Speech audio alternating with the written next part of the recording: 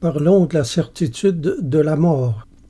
Voici comment parlent les insensés selon ce passage tiré du livre de la Sagesse, chapitre 2, versets 1 à 7. Il est court et triste le temps de notre vie, et quand vient la fin d'un homme, il n'y a point de remède. On ne connaît personne qui délivre du séjour des morts. Le hasard nous a amenés à l'existence et après cette vie, nous serons comme si nous n'avions jamais été.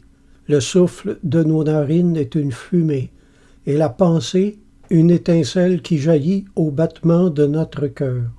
Qu'elle s'éteigne, notre corps tombera en cendres, et l'esprit se dissipera comme l'air léger. Notre nom tombera dans l'oubli avec le temps, et personne ne se souviendra de nos œuvres. Notre vie passera comme une trace de nuée. Elle se dissipera comme un brouillard que chassent les rayons du soleil et que la chaleur condense en pluie. Notre vie est le passage d'une ombre. Sa fin est sans retour. Le sceau est apposé et nul ne revient. Venez donc, jouissons des biens présents. Usons des créatures avec l'ardeur de la jeunesse. Enivrons-nous de vins précieux et de parfums, et ne laissons point passer la fleur du printemps. Fin de citation. Voilà bien le langage des non-croyants et la conclusion désastreuse qu'ils tirent de la vie et de la mort. Ce sont des paroles toutes imprégnées de désespoir. Ce passage jette des ténèbres morbides sur la vie, la privant de toute son énergie vitale. Mais il n'en est pas ainsi des enfants de Dieu. Les enfants de la foi œuvrent pour leur salut éternel, la résurrection et la glorieuse récompense céleste.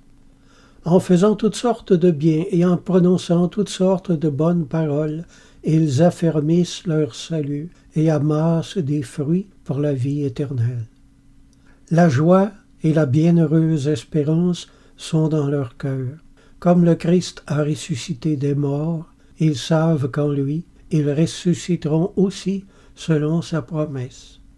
Ni leur vie, ni leurs œuvres ne seront oubliées, car il est écrit « Car Dieu n'est pas injuste pour oublier votre travail et l'amour que vous avez montré pour son nom, ayant rendu et rendant encore des services aux saints. » Hébreux 6, 10. Jean 5, 29 maintenant.